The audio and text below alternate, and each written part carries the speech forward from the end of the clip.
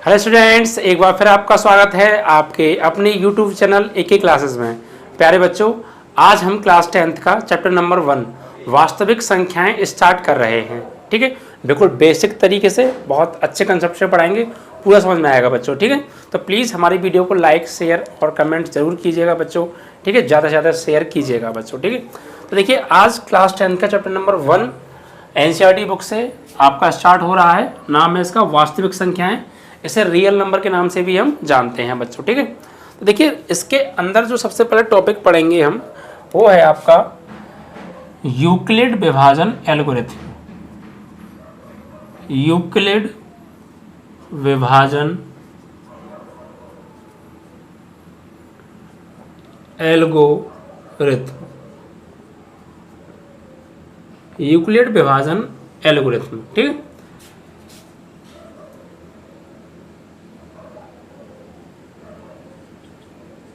Euclid division DIVI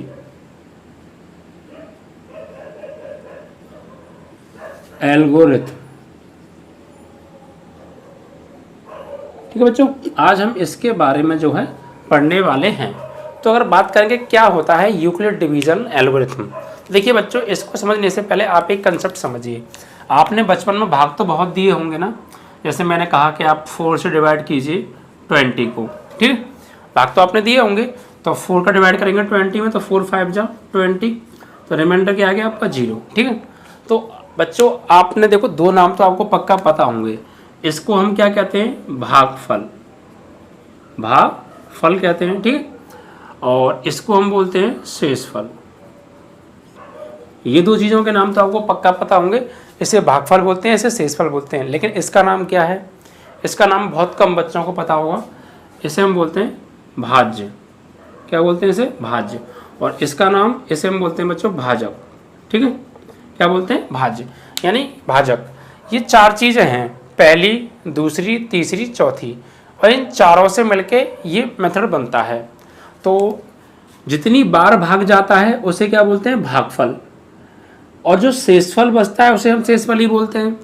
जिस संख्या से बच्चों भाग देते हैं उसे भाजक बोलते हैं, और जिस संख्या में भाग देते हैं उसे हम भाज्य बोलते हैं बच्चों। ठीक है, इसे हम इंग्लिश में बोलते हैं डिवाइजर।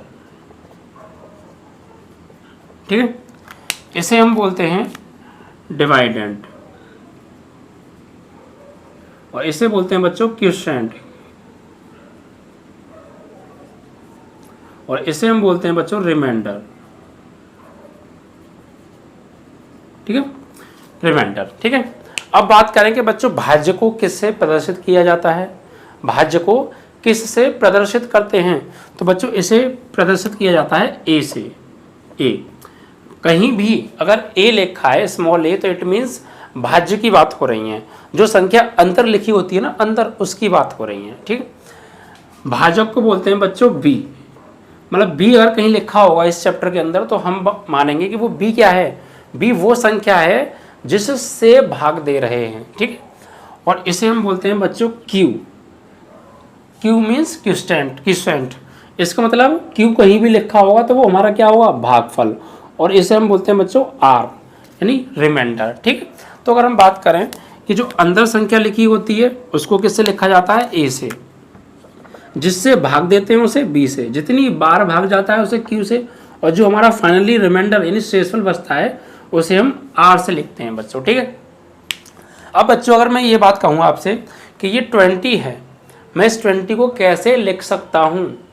तो बच्चों इस 20 को मैं लिख सकता हूँ 20 इज इक्वल टू इन दोनों का मल्टीप्लाई यानी 4 × 5, 4 × 5 और प्लस ये जो रिमाइंडर है 0। 20 इज इक्वल टू 4 × 5 प्लस 0, यानी इस 20 को मैं इस तरीके से भी लिख सकता हूँ। अगर मैं इस पार्ट को सॉल्व करूँगा तो मुझे ये जो बराबर में 20 है ना, 20 ही मिलेगा। ठीक है, वरना आप देख लीजिए 20 तो चाहिए हमें, 4 5 जा 20, 20 प्लस 0 20। तो मैंने क्या किया, मुझे अगर ये अंदर वाली संख्या चाहिए तो मैंने क्या लिखा? अंदर वाली संख्या मतलब A, 4 मतलब B, 5 मतलब Q और 0 मतलब r प्लस में। यानी अगर मुझे a चाहिए, अगर मुझे अंदर जो संख्या है जो भाज्य है, अगर मुझे भाज्य चाहिए तो मैं कैसे लिखूंगा, भाज्य बराबर भाजक गुणा भागफल और प्लस शेषफल। ठीक है, यानी a बराबर बी क्यू प्लस आर, हम लिख सकते हैं a बराबर बी क्यू प्लस आर, जहाँ a क्या होता है बच्चों, a वो संख्या होती है जिससे में भाग देते हैं, b क्या होता है, b वो संख्या होती है जिससे भाग देते हैं, q क्या होता है, q होता है हमारा भागफल और r क्या होता है शेषफल। तो इन चारों से मिलकर ये एक तरीके से ये फॉर्मूला बन गया। इस फॉर्मूले को ही बच्चों कहते हैं हम यूक्लिड विभाजन एल्गोरिथम। समझ में आया? ठीक है, यानी इन चारों से मिलके जो फॉर्मूला बनाया ना हमारा a बराबर बी क्यू प्लस आर, इन चारों से मिलके जो फॉर्मूला बनाया उसी को हम बोलते हैं क्या, यूक्लिड विभाजन एल्गोरिथम। तो बच्चों आप समझ गए क्या है यूक्लिड विभाजन एल्गोरिथम, कहाँ से निकल के आई है, कैसे ये बना है। तो यानी कि जिस संख्या में भाग देते हैं, जिस संख्या से भाग देते हैं और जो भागफल होता है, जो शेषफल होता है, इन चारों से मिलकर जो भी फॉर्मूला बना है a बराबर बी क्यू प्लस आर, ये फॉर्मूला बना है, इस फॉर्मूले को ही हम यूक्लिड विभाजन एल्गोरिथम के नाम से जानते हैं बच्चों। ठीक है, अब देखिए बच्चों आगे बात करते हैं। आपने एक चीज़ देखी होगी, कभी भी जब भी आप भाग देते हैं, जब भी आप भाग देते हैं तो जो शेषफल होता है वो हमेशा इससे छोटा बचता है। वरना आप गौर देना, और अब पहले बचपन में आपने भाग दिए होंगे, अब आप आज दोबारा बैठना भाग देने के लिए। ठीक है, और आप देखेंगे पक्का कि जो आपका शेषफल बचेगा ना वो हमेशा इस भाजक से, यानी जिससे आप भाग दे रहे हैं उससे हमेशा ये कैसा होगा, छोटा होगा। ये शेषफल कैसा कैसे बचता है, या तो शेषफल 0 बचता है या 0 से बड़ा बचता है। जैसे अगर मैं बात करूँ 15 में भाग देना है आपको 2 से, तो 2 सत्ते 14, तो शेषफल क्या बचा 1। तो आपने क्या देखा, हम जब भाग देते हैं तो हमारा शेषफल या तो शेषफल जो है 0 बचता है या शेषफल 0 से बड़ा बचता है। कभी भी शेषफल आपने 0 से छोटा देखा है क्या? 0 से छोटा मतलब नेगेटिव। क्या कभी शेषफल यहाँ माइनस का बचा है? नहीं बच्चों, अभी तक जो हमने पढ़ा है कभी भी शेषफल हमारा 0 नहीं बचता। तो बस हकीकत भी यही है बच्चों कि हमारा जो शेषफल बचता है वो या तो 0 बचेगा, या तो 0 होगा, या 0 से बड़ा होगा। ठीक है, तो शेषफल हमेशा क्या होता है, जो शेषफल होता है यानी r मतलब शेषफल, जो शेषफल होता है वो हमेशा बड़ा होता है। ये किसका निशान है, बड़े का। जिधर मुंह खुला है वो बड़ा और जिधर मुंह बंद है वो छोटा। तो जो r होता है वो हमेशा 0 से क्या होता है, बड़ा होगा या 0 के बराबर होगा। इसका मतलब r 0 से बड़ा है, और ये साइन और लगा दें तो r 0 के बराबर भी हो सकता है। मतलब जो r का मान है वो 0 से बड़ा होगा या बराबर होगा, इसका मतलब ये है बच्चों। ठीक है, तो जब भी मेरा समझाने का मोटिव क्या है, जब भी हमारा जो शेषफल बचता है आपने देखा वो हमेशा या तो 0 से बड़ा बचेगा या 0 के बराबर बचेगा। ये बात क्लियर बच्चों। और जो हमारा शेषफल होता है वो हमेशा b से क्या होता है, छोटा होता है। जिस संख्या से भाग दे रहे हैं उस संख्या से हमारा शेषफल क्या बचेगा, छोटा ही बचेगा। अगर मान लो ये बड़ा बच जाता तो इससे एक बार भाग और नहीं चला जाता, समझे, लेकिन बड़ा बचता नहीं है। ठीक है, और जब भी आप भाग देते होंगे ज़्यादातर ये संख्या हमेशा क्या होती है, अंदर वाली संख्या से छोटी होती है। भाई आप भाग दे रहे हैं, 2 संख्या लिखी हैं तो छोटी संख्या को यहाँ लिखोगे, बड़ी को यहाँ लिखोगे, पर छोटी संख्या से तो भाग देते हैं बड़ी संख्या में। तो इससे बड़ा कौन होता है, ये, मतलब इससे बड़ा ये और इससे बड़ा ये होता है, और सबसे बड़ा कौन होता है, ए होता है। और इन चारों से मिलके जो फॉर्मूला बनता है उसे हम बोलते हैं यूक्लिड विभाजन एल्गोरिथम। बात समझ में आ गई? तो क्या होती है यूक्लिड विभाजन एल्गोरिथम। ठीक है, अब देखिए बच्चों, अब आगे बात करते हैं। ये बात आप अच्छे से समझ गए होंगे यूक्लिड डिवीजन एल्गोरिथम को। ठीक है, तो इसको ध्यान से समझिएगा, क्योंकि पहली एक्सरसाइज बच्चों मैं आपको बता दूं, स्पष्ट बता दूं, जो पहली एक्सरसाइज है आपकी वो पूरी की पूरी इस फॉर्मूले पर आधारित है, यूक्लिड विभाजन एल्गोरिथम पर आधारित है। ये क्या, आगे की कई एक्सरसाइज इसी पर आधारित हैं। और एक्सरसाइज 1.1 से एक सवाल बच्चों हमेशा आता है, बोर्ड एग्जाम में हमेशा आता है बच्चों, ये गारंटी है इस बात की। इसलिए पहली एक्सरसाइज को बहुत ध्यान से समझना, और पहली एक्सरसाइज समझने के लिए ये बहुत ज़रूरी है जो मैं समझा रहा हूँ। ओके, तो वीडियो को प्लीज़ लास्ट तक देखिएगा बीच में। ठीक है, अब देखिए, तो हमने अभी अभी देखा यूक्लिड विभाजन एल्गोरिथम क्या होती है बच्चों को, वो होती है a बराबर बी क्यू प्लस आर, जहाँ a क्या होता है, a होता है हमारा भाज्य, b बराबर क्या होता है बच्चों,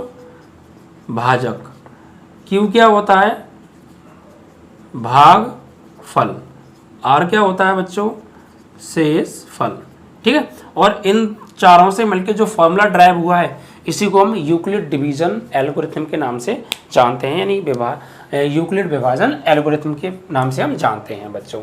जहाँ जो r का मान होता है वो हमेशा 0 से क्या होता है बच्चों, बड़ा या बराबर, और जो r होता है वो हमेशा छोटा होता है बच्चों। r जो है वो छोटा होता है किससे, b, भाजक से, और जो b है वो छोटा होता है a से। तो बच्चों ये कंडीशन बहुत ध्यान रखनी है आपको, यानी a बराबर बी क्यू प्लस आर, ये क्या है, ये वही है जो हम बचपन में भाग देते थे, उन्हीं से मिलकर बना है। ठीक है, तो बच्चों a बराबर बी क्यू प्लस आर में जो r होता है वो हमेशा 0 से या तो बड़ा होगा या बराबर होगा, वरना आप टेस्ट करके देख भी सकते हैं, देख लेना। ठीक है, अभी मैंने समझाया भी था। और जो r होता है यानी जो शेषफल होता है वो हमेशा भाजक से छोटा होता है, और जो भाजक होता है वो भाज्य से, यानी जो संख्या अंदर लिखी होती है उससे हमेशा छोटा होता है, यानी सबसे बड़ा a और r छोटा होता है b से। ठीक है, इतनी बात क्लियर। ओके, अब बच्चों ये यूक्लिड विभाजन एल्गोरिथम जो होती है किस काम में आती है, इसका क्या काम है, तो बच्चों इसकी सहायता से हम क्या करते हैं, यूक्लिड विभाजन एल्गोरिथम की सहायता से हम दो संख्याओं का एचसीएफ निकालना सीखते हैं। और ये पेपर में आता भी है बच्चों, दो संख्याएं आपको दे देगा और कहेगा कि यूक्लिड विभाजन प्रमेय का यूज करके एचसीएफ ज्ञात कीजिए। तो एचसीएफ क्या होता है, पहले तो बात करते हैं एचसीएफ की, क्योंकि जब एचसीएफ निकालने की बात आएगी तो हमें ये भी तो पता होना चाहिए एचसीएफ एक्चुअली में होता क्या है। ठीक है, देखिए एचसीएफ क्या होता है मैं आपको एकदम शॉर्ट ट्रिक बताऊंगा और फिर बेसिक तरीके से भी बताऊंगा। ठीक है, देखिए एचसीएफ हम क्या होता है, एचसीएफ होता है जैसे मान लीजिए आपके पास दो संख्या है, एक तो 12 है और एक है आपकी 4। ठीक है, एक 12 है और एक 4 है, या फिर मान लीजिए यहाँ पर ले लीजिए आप 8 ले लीजिए। तो देखिए जो एचसीएफ होता है, एक चीज़ ध्यान रखना, हमारे पास दो संख्या है, मान लो फर्स्ट संख्या और सेकंड संख्या, अगर हम इनका एलसीएम निकालेंगे तो जो एलसीएम निकालेंगे एक तो, और एक इनका हम निकाल सकते हैं एचसीएफ, यानी इन्हीं दो संख्याओं का, ये तो हो गई हमारी संख्याएं, तो इन संख्याओं का अगर हम एलसीएम निकालेंगे तो यहाँ पे और एचसीएफ निकालेंगे तो यहाँ पे। तो हमेशा एक चीज़ ध्यान रखना, जो एलसीएम होता है उस एलसीएम को, ये संख्याएं जो एलसीएम है वो जिन भी संख्याओं का एलसीएम है वो संख्याएं उस एलसीएम को बच्चों पूरा पूरा जरूर काटती हैं, यानी दोनों संख्याओं का एलसीएम में भाग पूरा पूरा जरूर जाता है। और इन दोनों संख्याओं का अगर हम एचसीएफ निकालेंगे तो इन दोनों संख्याओं में एचसीएफ से भाग जरूर जाता है। आप किन्हीं भी संख्याओं का निकाल लीजिए एलसीएम और एचसीएफ, मान लीजिए 12 और 8 हैं तो 12 और 8 का हम क्या निकालेंगे, एलसीएम निकालेंगे, और इनका क्या निकालेंगे, एचसीएफ निकालेंगे। तो हमेशा जो एलसीएम होगा वो इस संख्या से भी पूरा पूरा कटेगा और इस संख्या से भी पूरा पूरा कटेगा, और जो हमारा एचसीएफ होगा वो एचसीएफ हमेशा इस संख्या को भी पूरा पूरा काटेगा, इस संख्या को भी पूरा पूरा काटेगा। अच्छा, अगर ये संख्याएं एलसीएम को काट रही हैं और ये संख्याओं को काट रहा है तो फिर ये भी एचसीएफ भी एलसीएम को पूरा पूरा जरूर बच्चों काटेगा, यानी भाग जरूर जाएगा। ठीक है, तो ये बात ध्यान रखना, जिन संख्याओं का हम एलसीएम निकालते हैं संख्याएं उस एलसीएम का पूरा पूरा काटती हैं, और उन संख्याओं का एचसीएफ उन संख्याओं को पूरा पूरा काटता है। ठीक है, ये चीज़ आप विशेष ध्यान रखना। अब देखिए बच्चों, हम एचसीएफ निकालेंगे यूक्लिड विभाजन एल्गोरिथम की सहायता से। तो कैसे निकालेंगे, मैं आपको एक एग्जांपल देके समझाने की कोशिश करता हूँ। ठीक है, देखिए सबसे पहले सपोज आपको एलसीएम निकालना है 60 का और 4 का। ठीक है, या फिर आप यहाँ पे ले सकते हो 7, कितना 7, 60 और 7 का क्या निकालना है आपको, एचसीएफ निकालना है। तो बच्चों आपने 8th क्लास में पढ़ी होगी भाग विधि, भाग विधि से एचसीएफ निकालना। तो सबसे पहले हम इसको भाग विधि से सॉल्व करेंगे, और ये जो भी काम कर रहे हैं ये रफ वर्क है, आपको बोर्ड की कॉपी पर नहीं करना। इतना करने के बाद मैं आपको कुछ समझाऊंगा, लिख के दिखाऊंगा, वो आपको करना है कॉपी में बच्चों। ठीक है, तो देखिए यूक्लिड विभाजन एल्गोरिथम की सहायता से हम इन दोनों का एचसीएफ निकालेंगे। तो कैसे निकालेंगे समझिए। सबसे पहले आप क्या करेंगे बच्चों, छोटी संख्या है भाई, यहाँ पे देखिए जो 60 है वो बड़ा है किससे, 7 से, तो जो बड़ा होता है उसे अंदर लिखते हैं और जो छोटा होता है उसे बाहर लिखते हैं। और भाग विधि से सॉल्व करेंगे बच्चों। तो कैसे करेंगे, देखो सबसे पहले आप 7 का भाग दीजिए 60 में। तो बच्चों 7 का भाग जो है 6 में तो जाएगा नहीं, तो 60 में जाएगा। तो भाग दो 7 से 60 में। तो 7 अट्ठे 56, 7 अट्ठे 56 हो गया, और 7 नहीं 63, 63 तो ज़्यादा हो जाएगा। तो 7 अट्ठे हो गया बच्चों 56। तो कितना बचा, यहाँ से ले लो 2.5, 10, 10 से 6 गया 4, यहाँ 5 बचे, 5 से 5 0। तो हमने 7 से भाग दिया 60 में, तो कितनी बार गया बच्चों, 8 बार गया। और शेषफल क्या बचा बच्चों, 4 बचा। क्या हमारा शेषफल 0 आया, हमारा शेषफल 0 नहीं आया, 4 आ रहा है। जब तक हमारा शेषफल 0 नहीं आएगा हम भाग देते जाएंगे, ये बात आप ध्यान रखना है यहाँ पे। तो हमने 7 से भाग दिया 60 में, 8 बार गया और शेषफल आया 4, लेकिन 4 शेषफल 0 तो नहीं है। तो अब जो भी शेषफल आया है उससे भाग देंगे पिछले वाले भाजक में, यानी 7 में। तो 4 से भाग दो अब 7 में, 4 एकम 4, कितना बचा बच्चों, 3 बचा। क्या शेषफल 0 आया, अभी भी शेषफल हमारा 0 नहीं आया। तो फिर से वही कहानी दोहराएंगे। अब जो नया शेषफल बचा है इसमें भाग देंगे पिछले वाले भाजक से। तो 3 से भाग दो भैया 4 में, तो 3 एकम 3, कितना बचा, 1 बचा। क्या अब शेषफल 0 आया, अभी भी 0 नहीं आया। तो फिर से वही कहानी दोहराओ, जब तक आपको करते जाना है तब तक आपका शेषफल 0 ना आ जाए। तो अब 1 से भाग देंगे किसमें, 3 में। तो 1 तिया 3, और शेषफल क्या आ गया, 0। ये बात आपको अच्छे से समझ में आई। सबसे पहले हमने क्या किया, 7 से भाग दिया 60 में, 7 अट्ठे 56, शेषफल आया 4, बट हमें शेषफल 0 चाहिए, क्योंकि हमारा SCF ही तभी निकलेगा जब शेषफल 0 आएगा, वरना SCF नहीं निकल सकता भाग विधि से, ठीक है। तो हमने 7 से भाग दिया 60 में, 7 अट्ठे 56, शेषफल 4 बचा, लेकिन शेषफल 0 नहीं आया। तो फिर जो भी शेषफल बचा है इसमें भाग देंगे पीछे वाले भाजक से, यानी 7 में, भाजक में। तो 7 एकम वो 4 एकम 4, शेषफल बचा 3। तो क्या शेषफल 0 आया, नहीं आया। तो फिर अब 4 में भाग देंगे, 3 एकम 3, क्या बचा, 1 बचा। क्या शेषफल 0 आया, नहीं आया।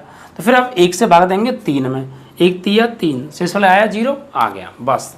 तो अब ये बताइए किस संख्या से भाग देकर शेषफल 0 आया है, मतलब 0 लाने का जिम्मेदार कौन है।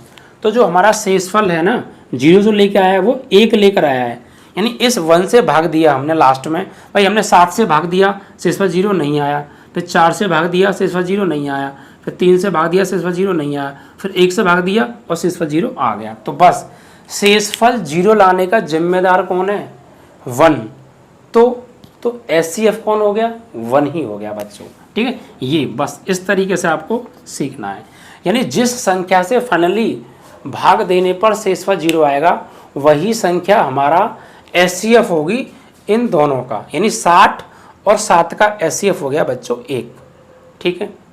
इस तरीके से ये है बच्चों हमारा रफ वर्क। ये हमें बोर्ड एग्जाम में नहीं करना, बट इसको आपको साइड में कर लेना है। अब इसकी हेल्प से हम लिखेंगे, क्या लिखेंगे, जो हमें बोर्ड एग्जाम में करना है और जिस पर एक्चुअली हमें नंबर मिलने वाले हैं, ठीक है। तो बच्चों यूक्लिड विभाजन एल्गोरिथम, और एक चीज़ और होती है यूक्लिड विभाजन प्रमेय का, जिसे हम यूक्लिड डिवीजन लीमा के नाम से भी जानते हैं, वो क्या होता है वो भी मैं अभी समझाऊंगा बच्चों, ठीक है। तो अब देखिए इतना हमने कर लिया।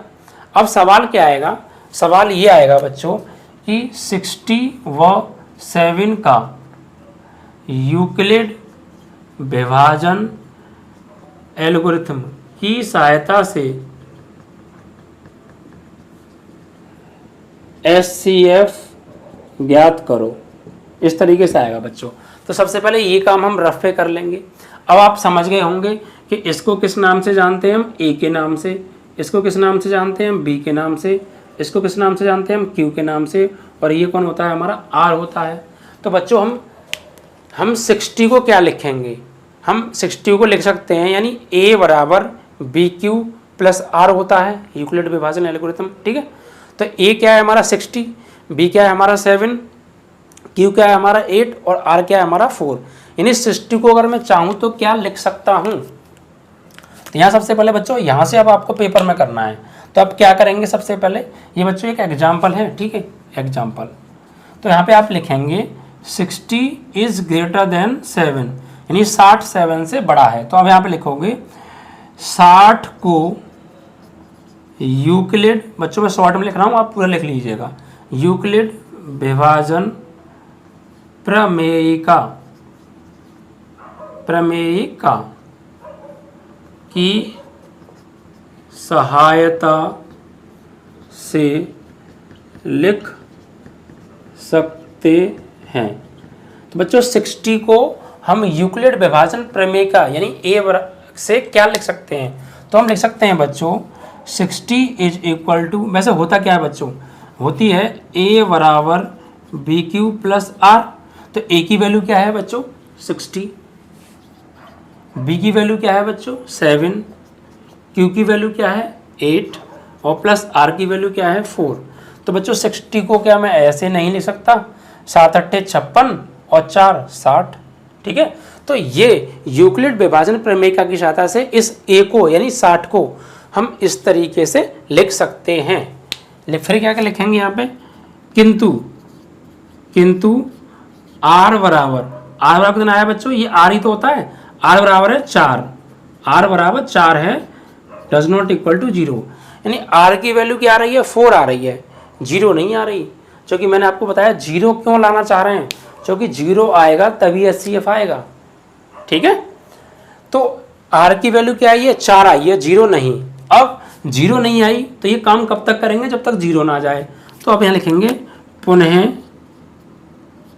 यूक्लिड विभाजन प्रमेयिका की सहायता से। अब बच्चों हमने 60 को क्या लिखा, ऐसे लिखा, लेकिन शेष पर 0 नहीं आया। तो अब क्या करेंगे, अब लिखेंगे इसको यानी 7 को। अब देखिए ये a था, ये b था, ये q था, ये r था, लेकिन अगली बार हमने क्या किया 7 में भाग दिया 4 से, तो इसमें भाग दे रहे हैं तो ये नया a बन गया, ये नया b बन गया, ये नया q बन गया और ये क्या बन गया r बन गया। तो अब लिखेंगे नए वाले a को यानी 7 को लिखेंगे अब। तो यूक्लिड विभाजन प्रमेयिका की सहायता से बच्चों किसको लिखेंगे अब 7 को। तो 7 को लिख सकते हैं, 7 को लिख सकते हैं। तो क्या लिखेंगे बच्चों 7 को, 7 यानी a बराबर बी क्यू प्लस आर, यानी 7 बराबर 4 इंटू 1 प्लस 3, यानी 7 बराबर बी क्यू यानी 4 इंटू 1 और प्लस आर मतलब 3। तो 4 एकम 4 और आर की वैल्यू क्या है बच्चों 3, तो 4 एकम 4 और 3 7। तो 7 को हम ऐसे लिख सकते हैं, ठीक है। इस 7 को a बराबर B Q plus R form में। हाँ तो बच्चों देखो जगह कम होने की वजह से हमने इसको साफ कर दिया था, ठीक है। अब यहाँ से समझाते हैं।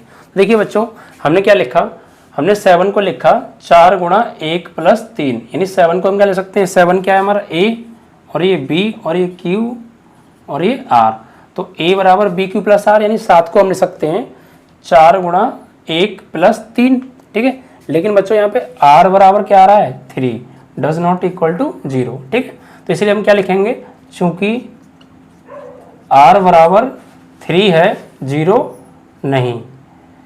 पुनः अब किसको लिखेंगे बच्चों, जो नया a है, नया a कौन है आपका बना 4।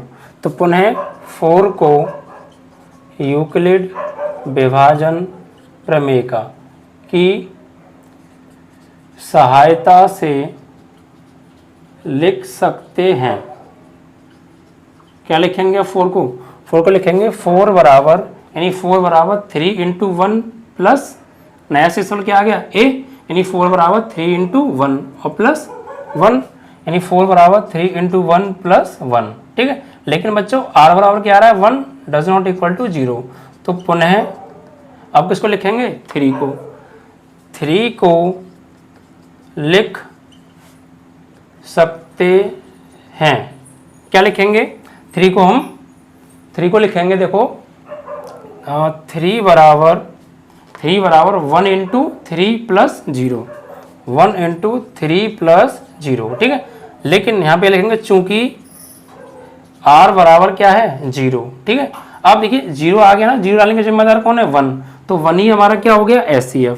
क्या लिखेंगे, अतः आपका किसका निकाला था आपने 60 व 7 का HCF बराबर क्या होगा 1 होगा बच्चों, ठीक है, क्योंकि 0 लाने का जिम्मेदार कौन है, 1, 1 से भाग देने पे फाइनली 0 आया, तो HCF आ गया हमारा 1, ठीक है। तो इस तरीके से हम यूक्लिड विभाजन एल्गोरिथम की सहायता से किन्हीं दो संख्याओं का HCF ज्ञात कर सकते हैं।